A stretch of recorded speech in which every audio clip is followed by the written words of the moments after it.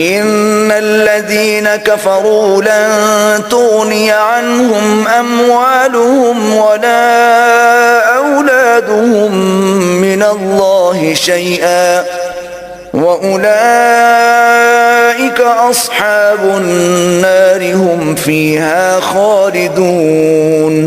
یقیناً جن لوگوں نے کفر کیا ہے نہ ان کے مال انہیں اللہ کے عذاب سے کچھ بھی بچا سکیں گے اور نہ ان کی اولاد، اور وہی لوگ جہنمی ہیں جو اس میں ہمیشہ رہیں گے۔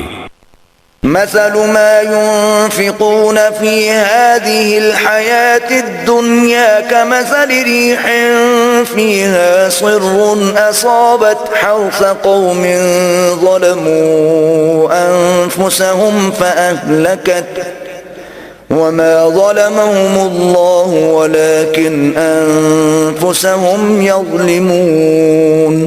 یہ لوگ جو مال بھی اس دنیا کی زندگی میں خرچ کرتے ہیں، اس کی مثال اس ہوا جیسی ہے جس میں سخت پالا ہو اور وہ ایسی قوم کی کھیتی پر جا پڑے جو اپنی جانوں پر ظلم کرتی ہو اور وہ اسے تباہ کر دے، اور اللہ نے ان پر کوئی ظلم نہیں کیا بلکہ وہ خود اپنی جانوں پر ظلم کرتے ہیں۔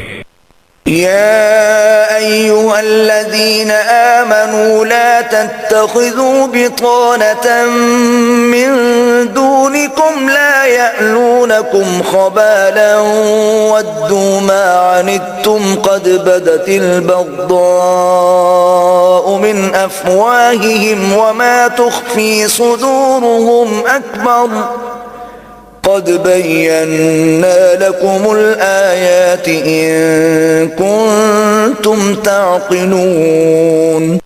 اے ایمان والو، تم غیروں کو اپنا رازدار نہ بناؤ، وہ تمہاری نسبت فتنہ انگیزی میں کبھی کمی نہیں کریں گے، وہ تمہیں سخت تکلیف پہنچنے کی خواہش رکھتے ہیں، بغض تو ان کی زبانوں سے خود ظاہر ہو چکا ہے، اور جو عداوت ان کے سینوں نے چھپا رکھی ہے وہ اس سے بھی بڑھ کر ہے۔ ہم نے تمہارے لیے نشانیاں واضح کر دی ہیں اگر تمہیں عقل ہو۔ ها أنتم أولئك تحبونهم ولا يحبونكم وتؤمنون بالكتاب كله وإذا لقوكم قالوا آمنا وإذا خلوا عضوا عليكم الأنامل من الغيظ قل موتوا بغيظكم ان اللہ علیم بذات الصدور۔ آگاہ ہو جاؤ، تم وہ لوگ ہو کہ ان سے محبت رکھتے ہو اور وہ تمہیں پسند تک نہیں کرتے، حالانکہ تم سب کتابوں پر ایمان رکھتے ہو، اور جب وہ تم سے ملتے ہیں تو کہتے ہیں ہم ایمان لے آئے ہیں، اور جب اکیلے ہوتے ہیں تو تم پر غصے سے انگلیاں چباتے ہیں۔ فرما دیں مر جاؤ اپنی گھٹن میں، بے شک اللہ دلوں کی پوشیدہ باتوں کو خوب جاننے والا ہے۔ إن تمسسكم حسنة تسؤهم وإن تصبكم سيئة يفرحوا بها وإن تصبروا وتتقوا لا يضركم كيدهم شيئا إن الله بما يعملون محيط۔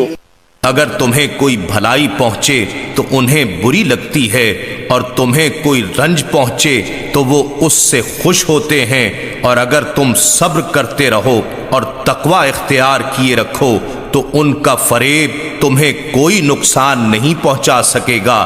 جو کچھ وہ کر رہے ہیں بے شک اللہ اس پر احاطہ فرمائے ہوئے ہے۔